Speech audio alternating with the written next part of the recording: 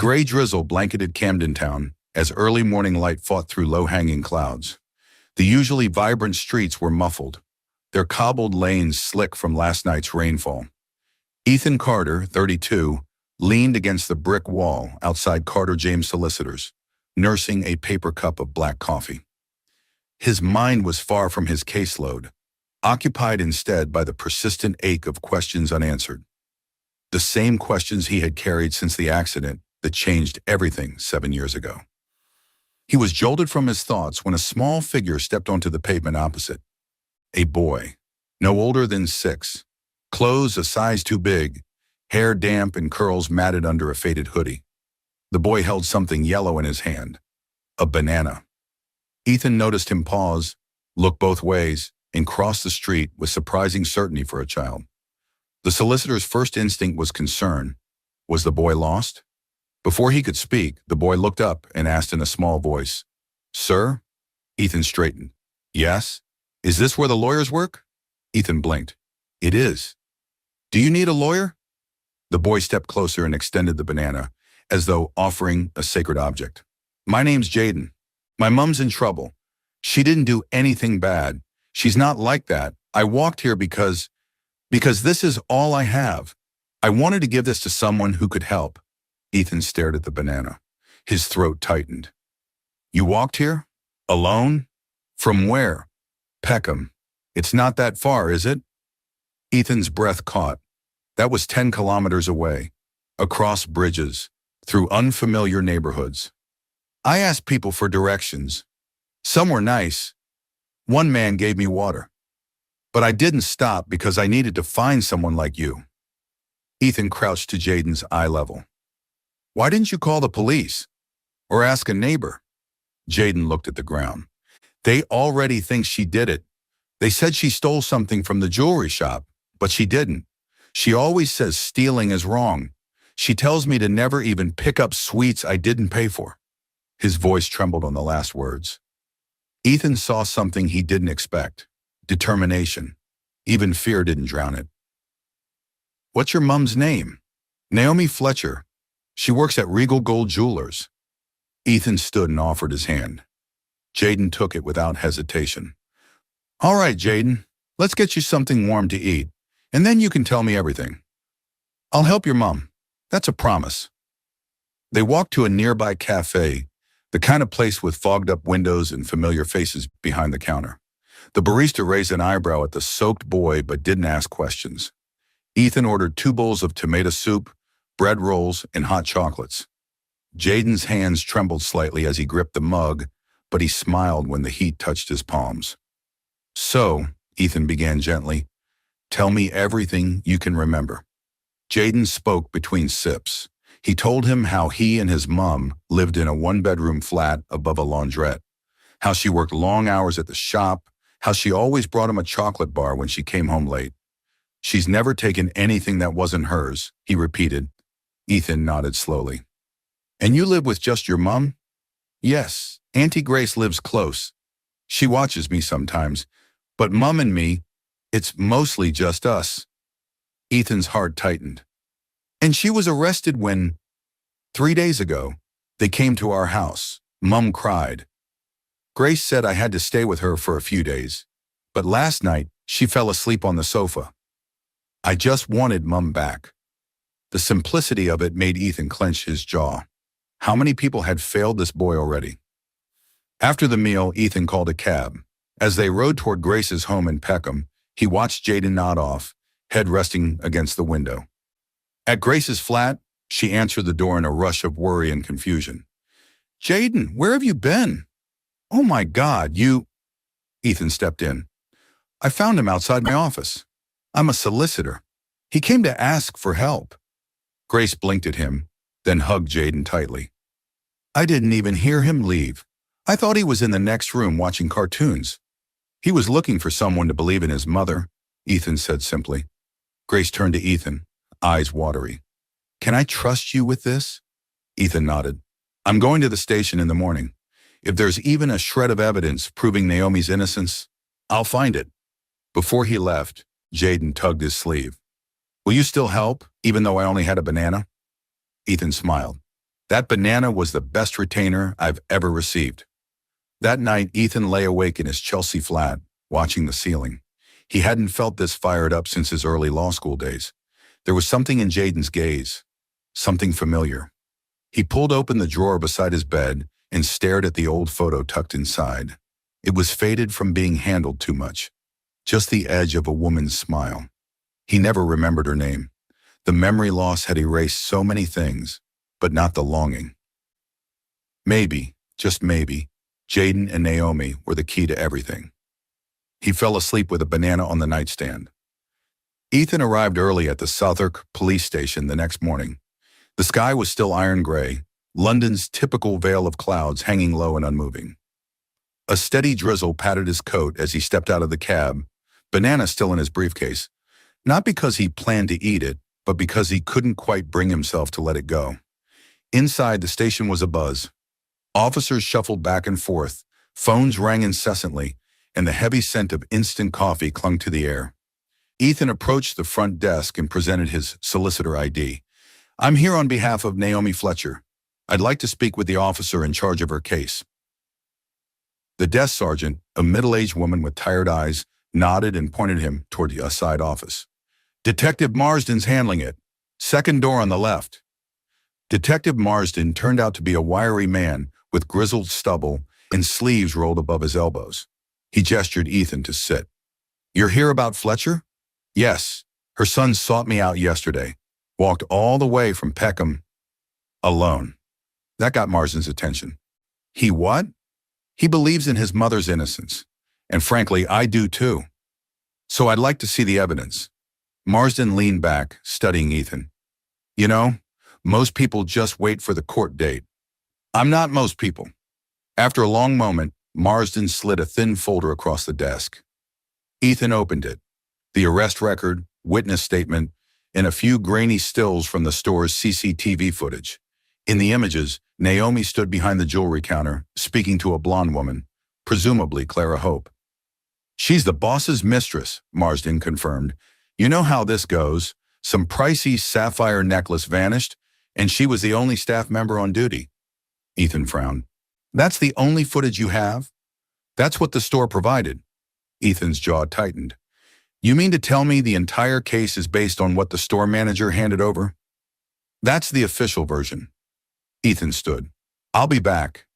He left with a plan forming. By midday, he was standing outside Regal Gold Jewelers. The shop front gleamed behind crystal-clear glass, gold-lettered signage, elegant and understated. Inside, a tall, stern-looking man with graying temples was speaking to a customer. "Edward Langley?" Ethan asked as he stepped in. The man turned. "Yes, and you are?" "Ethan Carter, solicitor representing Naomi Fletcher." Langley's jaw visibly clenched. "She's been dealt with. There's nothing more to discuss." "On the contrary, I believe there's quite a lot. Starting with CCTV coverage you didn't turn over to the authorities." Langley stiffened. "I turned over what was necessary." "And Clara Hope? Where is she now?" Langley narrowed his eyes. "I don't see how that's relevant." "It's relevant," Ethan said coldly, "because Clara has a shoplifting record and no one else was in the store that day. And if there's even a hint of footage that shows her tampering with or removing the necklace, I'll find it. And I'll go to the press." Langley folded his arms. "Are you threatening me, Mr. Carter?" "I'm promising you." They stood locked in a silent war of stares before Langley muttered, "There's more footage. I didn't hand it over because it didn't show anything conclusive. Then let me be the judge of that."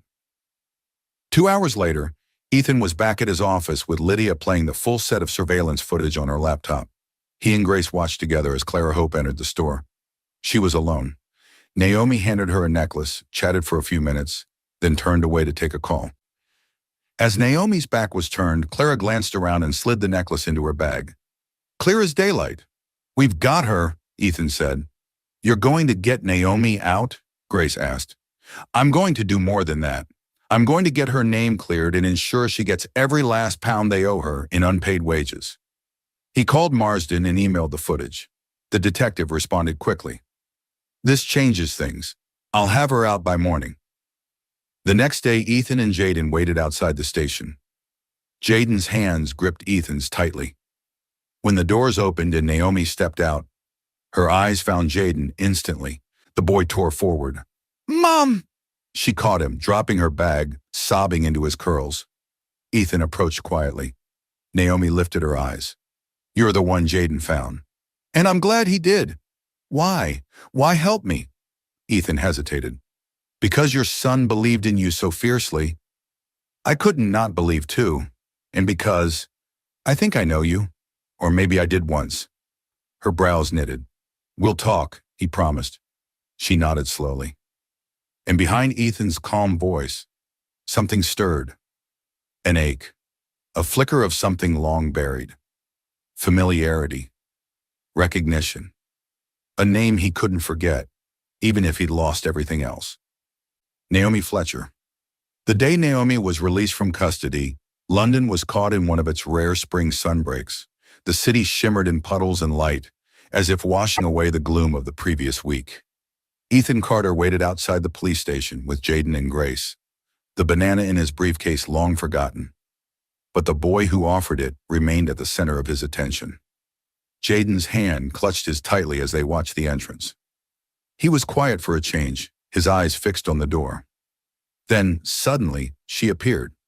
Naomi Fletcher. She stepped into the sunlight in a simple navy blouse and jeans, a borrowed coat hanging over her arm, eyes sweeping the street. When she spotted her son, her entire face changed, lit from within. "Mom!" Jaden sprinted forward. Naomi dropped her bag and caught him in her arms. For several seconds there were no words, just tears. She sank to her knees and held him like she was afraid to let go again. Grace approached with a hug, whispering something Naomi barely registered. Then her eyes landed on Ethan. Their gazes locked, a long, assessing look. "You're the solicitor?" He nodded. "Ethan Carter. And yes, I'm the one Jaden walked into my office to find." Her brows furrowed, emotions tightening her features. "Why would a stranger help us?" "Because your son made me believe you were innocent before I even saw the evidence. And," he paused, "because something about all this feels familiar." Naomi stood slowly, brushing strands of hair from her cheek. She looked at him with curiosity and caution. "Well, I guess I owe you thanks." "No," Ethan said. "You owe me a conversation. When you're ready." 2 days later, Ethan sat in his office staring at a photograph. It was old, tucked between documents in a file marked accident recovery. The woman's face was only partly visible. Her hand covered part of the lens. But her eyes, they were unmistakable. Ethan had stared at this image 100 times. He had been in a car accident 7 years ago. A coma. 3 lost years. The doctor said amnesia from trauma wasn't uncommon. But even after he recovered, there were holes, gaps he couldn't fill. And Naomi Fletcher now stood in one of those blank spaces. Lydia knocked. "Naomi Fletcher is here to see you." Ethan stood. "Send her in." Naomi entered, holding a handbag close to her chest. She looked different, more put together, stronger. "Thanks for seeing me," she said, sitting across from him. "Thank you for coming." They sat in silence for a few moments before Ethan spoke again. "I'd like to offer you a job." Naomi blinked.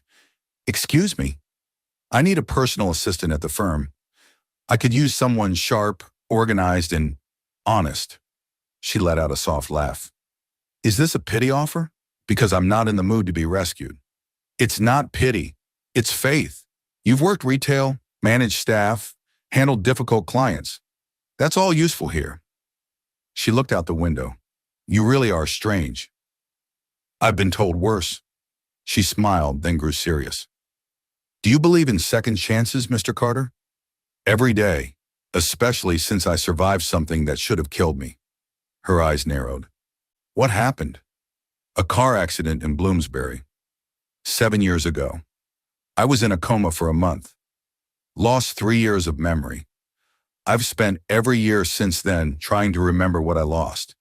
Naomi's fingers curled tightly around her handbag strap. "I've been having dreams," he continued. "A woman, her voice, laughter, I could never see her face clearly. Until I saw yours. Naomi stood abruptly. Her chair scraped the floor. She paced the room before turning back to him. We were together, Ethan. You and I. For almost 3 years. We met at the university library. I spilled coffee on your books. You asked me out with a line so cheesy I almost reported you to the dean. He swallowed hard. You love cinnamon rolls, she went on. You said my perfume smelled like lavender in spring. You hated noisy cafes, but went anyway because I loved the music. And one day, just like that, you disappeared. Ethan's world tilted. I didn't disappear. I crashed. She nodded. I found out 6 weeks later. The hospital didn't release your name publicly. I called your number for months. Then I stopped. I had to. He stepped closer. Naomi. I had no idea. I know, she whispered. And I wasn't going to tell you. I thought maybe fate had given us a clean break. But then Jaden found you. He always said he didn't have a dad because you had gone somewhere hard to reach. Maybe he was right. Naomi, is he mine? Tears filled her eyes. She nodded.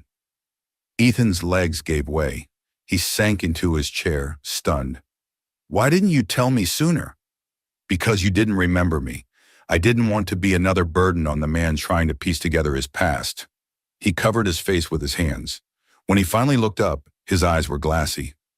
I want to know him, to be part of his life, and yours if you'll let me.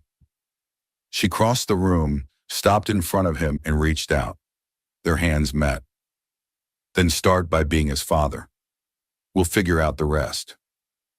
The morning after Naomi confirmed that Jaden was his son, Ethan woke up before dawn, his thoughts a mess of memories, emotions, and a newfound urgency. The truth of it all was still settling into his bones.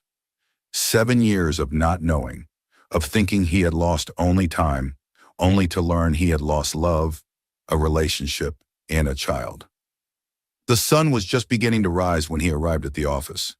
Lydia hadn't come in yet, and the building was still wrapped in that quiet hush only early mornings could offer. He sat behind his desk, opened Naomi's file again, and reread every note, every page. It wasn't just about helping her anymore. It was about setting things right. For Jaden, for Naomi, and for himself. A knock interrupted his thoughts. He expected Lydia, but it was Grace. I hope I'm not too early, she said, stepping in with a cup tray of takeaway coffee. Not at all. I'm surprised. Naomi told me everything. About you, Jaden, the accident. She's torn, you know. Ethan nodded slowly. So am I, but not about wanting to do the right thing.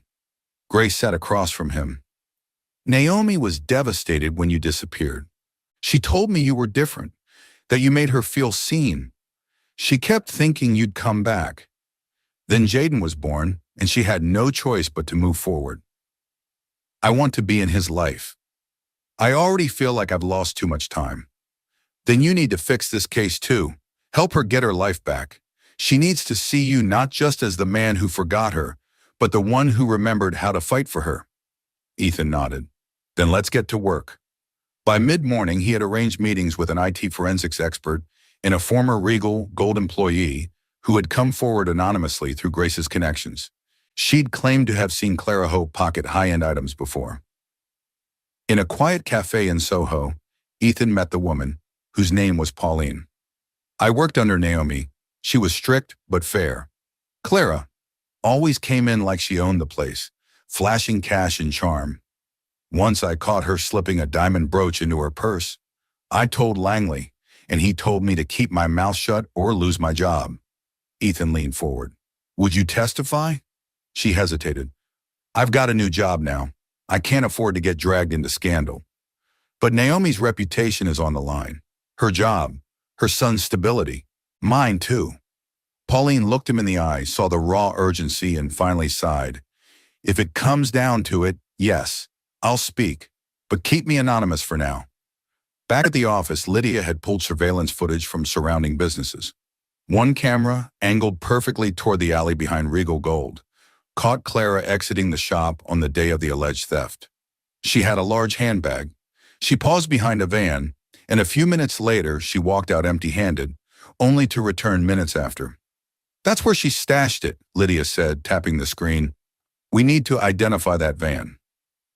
It took hours, but by working with police traffic camera logs and cross-referencing timestamps, they identified the van and its owner, a delivery driver named Carl.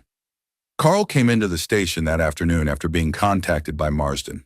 With him, he brought his dashboard camera footage, proof that Clara had opened his van, dropped a pouch inside, and made a phone call. They heard her voice on audio. "It's done. Langley won't say a word. He's too scared of losing his marriage." Ethan stared at the detective. "That's our confession." Marsden nodded. "I'm submitting this to the Crown Prosecution Service immediately." The following day, Naomi returned to the firm for an update. She brought Jaden, who carried a new sketchbook. Ethan smiled as they entered. Jaden ran into his arms. "Did you fix it yet, Daddy?" Ethan's heart squeezed at the title. "Almost, mate, almost." In the conference room, Ethan laid everything out. Testimonies, footage, audio. Naomi's hands trembled. "I don't know what to say." "Say yes. To working here. To letting me show you I'm still the man you once loved." "One step at a time," she whispered. "Then take this step with me." She looked at him for a long moment. Then she nodded. Later that night, after Naomi and Jaden had left, Ethan found himself sitting in the garden behind his flat, the quiet hum of the city around him. In his lap, he held a journal he had started years ago, part therapy, part hope. He flipped to a page he had never understood before. It read, "Lavender, laughter, cinnamon rolls. A future I can't see but feel in my bones." He finally understood. That future had a name, Naomi. By the time the formal hearing was scheduled, Ethan had spent countless sleepless nights preparing every detail of Naomi's defense. Marsden had kept him in the loop, but Ethan knew this case couldn't just be left in the hands of the authorities. It wasn't about legal procedure anymore. It was personal.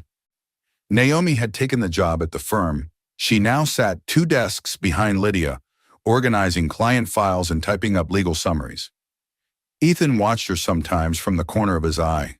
There was strength in her, resilience, but also a weariness that never truly faded. He wondered what it must feel like to be falsely accused, jailed, and now forced to carry on as if the world hadn't tried to break you. "Your suit's crooked," Naomi teased one afternoon. He looked up, adjusting his tie. "I miss the days when I didn't have to care about suits." You always cared," she said, smirking. "Even at university." He chuckled. "Really? You used to iron your jeans." They both laughed, and for a moment, it felt like no time had passed. The day of the hearing, Naomi arrived at court flanked by Ethan and Grace. Jaden stayed with a trusted friend. The courtroom was modest, but the gravity of the moment made it feel enormous. Clara Hope and Edward Langley sat stiffly on the opposite side, their solicitor flipping through documents. The prosecutor presented the new evidence. Clara's actions on the dash cam, her voice implicating Langley, the surveillance footage from outside the shop, and Pauline's written testimony. Marsden delivered it all with quiet authority.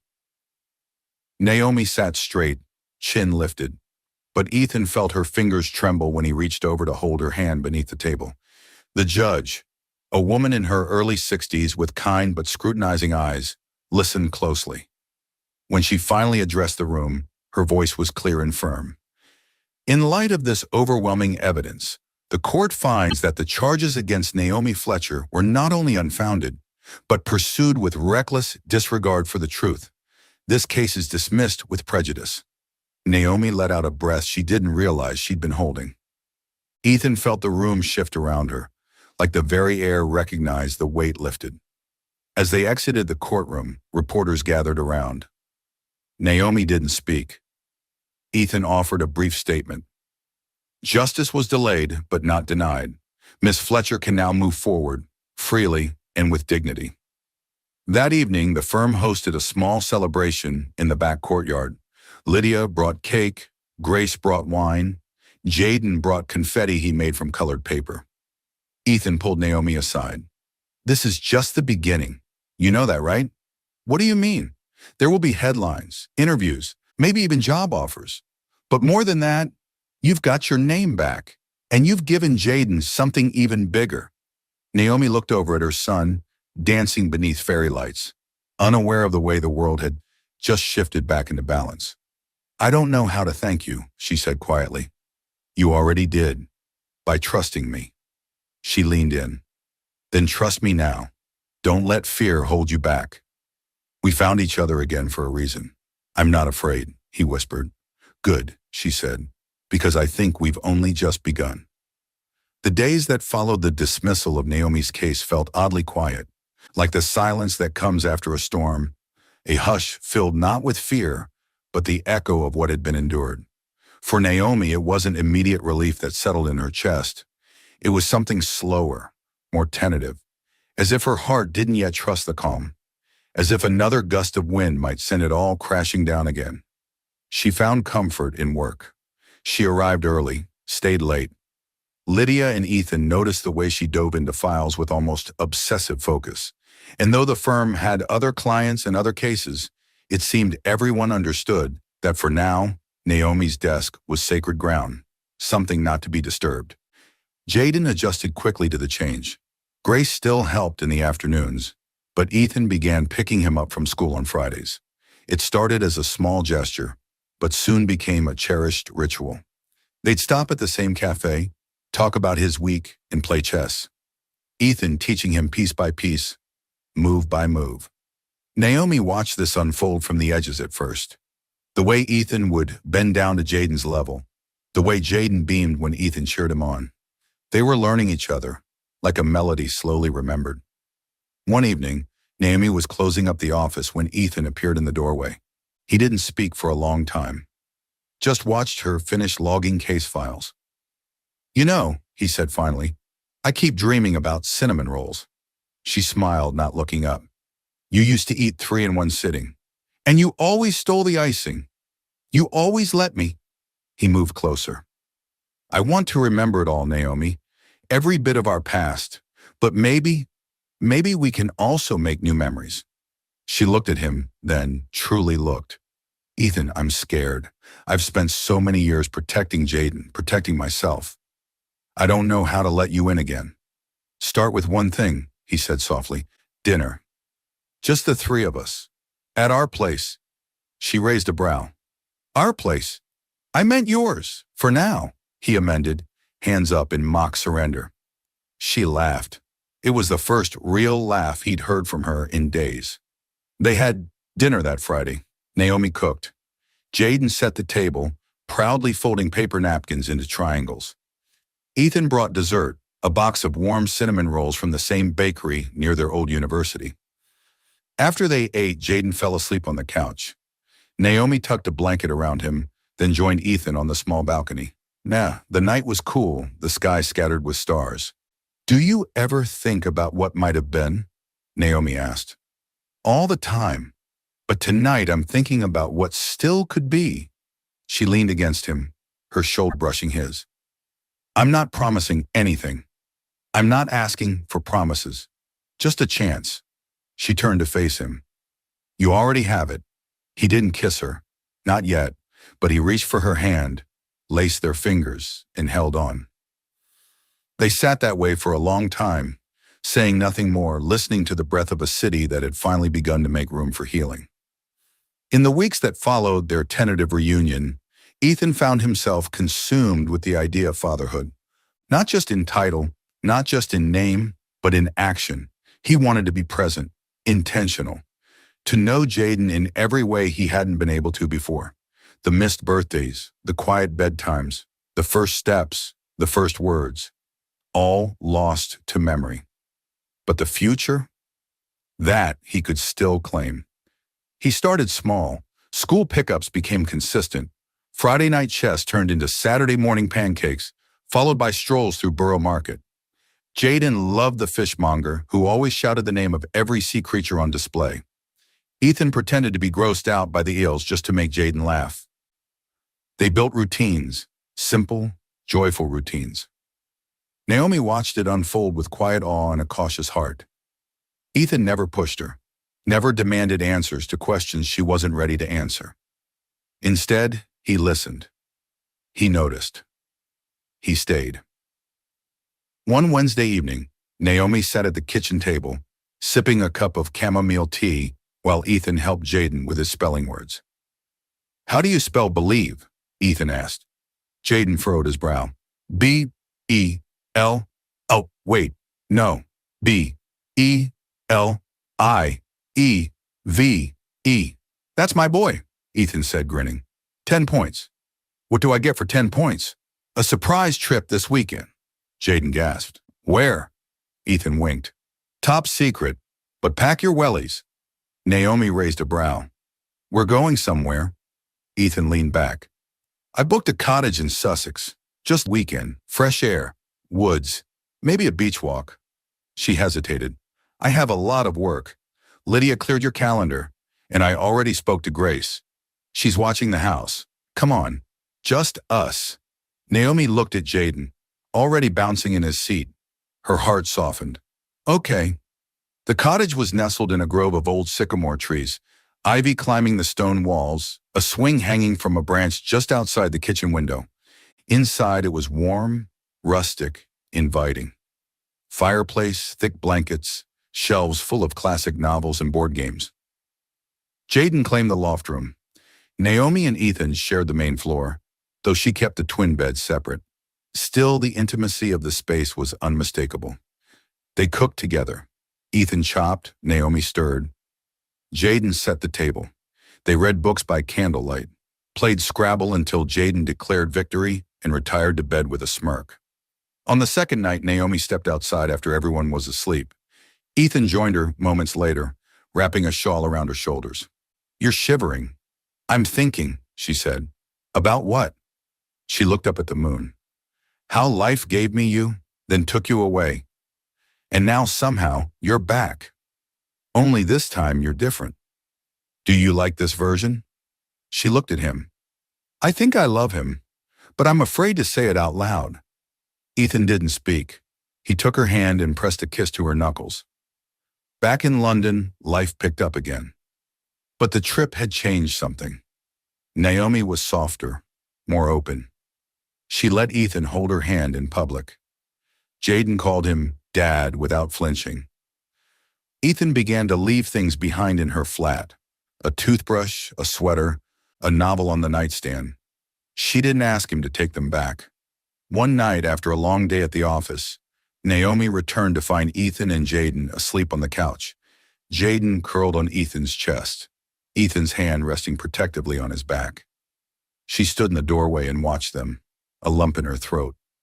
She didn't just see a man reclaiming his past. She saw a father in every detail. Life began to fall into a rhythm. Jaden flourished at school. Naomi focused on work, her name fully cleared, and now cautiously embraced in the legal world, thanks to Ethan's tireless support. Ethan found peace in something he'd never really allowed himself before: stability. Still, there were things left unsaid. It was a Thursday night when it all came to a head. Jaden was at Grace's for the weekend, her surprise gift to Naomi and Ethan. Time alone.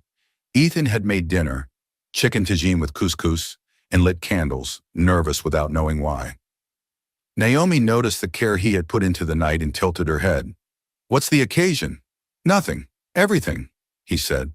We've been orbiting each other for months. I thought maybe tonight we could stop and just speak. Honestly, about us. She sat slowly. I've been waiting for this. Over wine and shared laughter, stories were told. The silly things, the sad things, the deep cracks they'd once tried to ignore. Naomi told him about her fear of ever trusting again. Ethan told her how afraid he was that he'd never be whole without those missing years. They laughed about the early days at university, the burnt toast mornings, the impromptu poetry Ethan used to impress her, the lavender candle that always burned in her dorm. They mourned what was lost, and then Ethan reached across the table. I loved you then. I love you now. And I will love you through every version of our story, even the ones that hurt. Naomi's eyes filled with tears. You're not asking for my hand, are you? No, he said softly.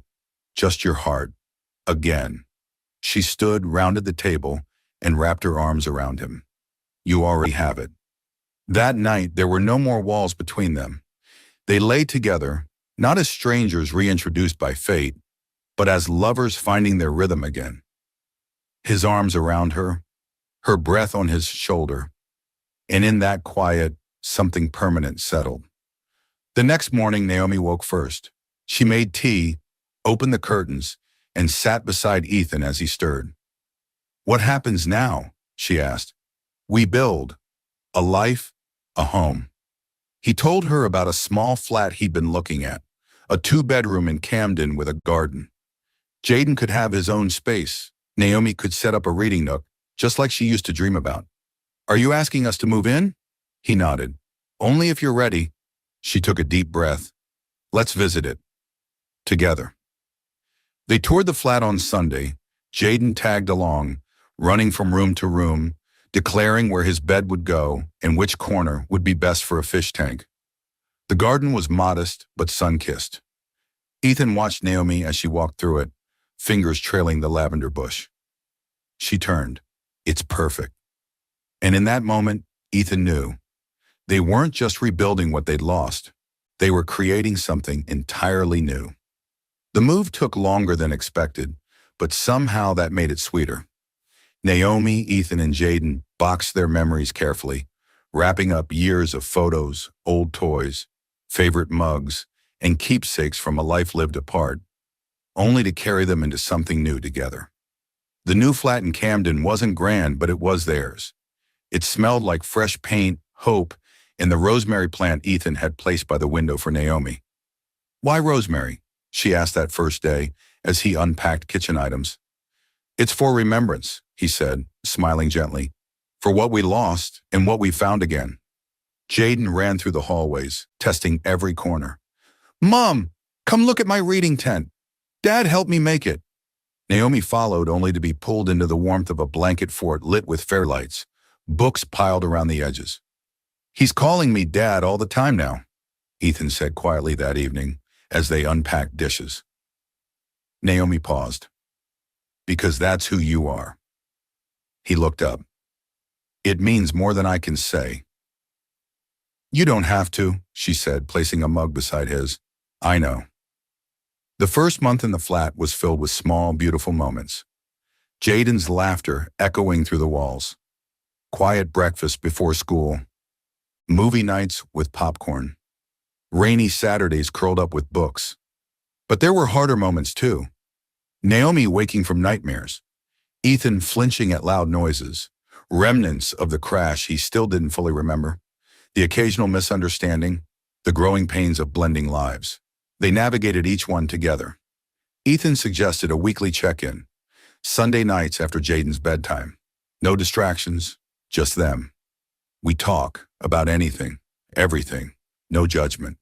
The first Sunday, Naomi said, I'm terrified that if you wake up one day and remember everything, you won't want this anymore. Ethan reached across the table.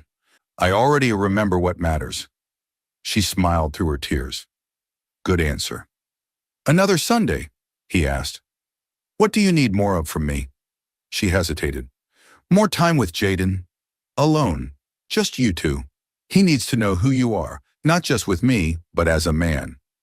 The next weekend, Ethan took Jaden to the British Museum. They explored the Egyptian exhibits, marveled at mummies, and shared ice cream in the cafe. Jaden came back bursting with stories.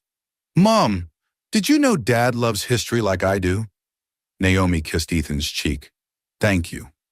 In late spring, Ethan took Naomi to a rooftop restaurant overlooking the Thames.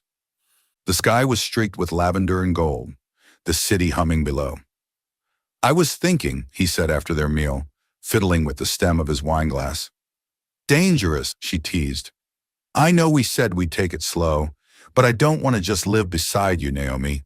I want to build with you. Everything. The future, the family, the legacy. She stared at him. Ethan. He pulled out a small box, not a ring, but a gold locket. Inside was a photo of her, Jaden, and a place left blank. We can add to this together, when we're ready. No pressure, just a promise. She held it in her palm. A promise is more than enough. They didn't need fanfare, not yet, but the gesture sealed something between them. A vow written not in words, but in presence, in resilience, in hope. One rainy evening, Naomi watched as Ethan taught Jaden how to ride a bicycle in the courtyard. The boy fell, cried, got back up. "You're okay," Ethan said, brushing him off. "You don't have to get it perfect. You just have to keep trying." Naomi's heart swelled. That was love, not in grand gestures, but in consistency, in showing up, in staying. That night, she whispered, "I'm ready, whenever you are." Ethan kissed her gently. "Then let's write the next chapter, together." The morning they moved into their new forever home, London was lit with golden light. It felt like the city itself was celebrating them. Naomi stood by the window, watching the removal truck unload box after box, while Jaden darted excitedly between rooms, announcing which corner would hold his toy chest, which window had the best sunlight for reading. Ethan walked in from the street carrying a rolled-up rug under one arm and 2 takeaway coffees in the other. "Lavender latte," he said, handing one to Naomi with a grin. She accepted it with a chuckle. "You remembered." "I remember all the good things now." "Nee," she softened. "I know." They spent the day unpacking slowly, intentionally, room by room, shelf by shelf. Naomi hung wind chimes in the kitchen window. Ethan lined Jaden's shelves with his favorite books. Together they made the flat their own. It wasn't just a new address, it was a testimony of resilience, of reunion, of love earned, not given. That night, after Jaden had fallen asleep, Naomi and Ethan sat out on the small balcony with a blanket draped over their legs, sipping wine beneath the stars. "I've been thinking," Ethan began. "Dangerous," Naomi teased. He laughed. "True, but hear me out. What if we turn this new chapter into a new name?" She tilted her head. "What do you mean?" "I want to adopt Jaden, officially, not just in spirit or in practice, on paper, in the eyes of the law. I want him to know that I'm his father in every way that counts." Naomi's eyes welled with tears. "Ethan, I don't want to erase the past. I just want to honor the future." She set her glass down and leaned into him. "Yes, let's do it." The adoption process took a few weeks, filled with interviews, forms, and emotional sessions. Jaden was thrilled. "Does this mean we all get the same last name now?" he asked one morning. Ethan and Naomi exchanged a glance. It was a simple question, but it held years of meaning. "We'll talk about it," Naomi promised. They threw a small gathering on the day the adoption papers were finalized.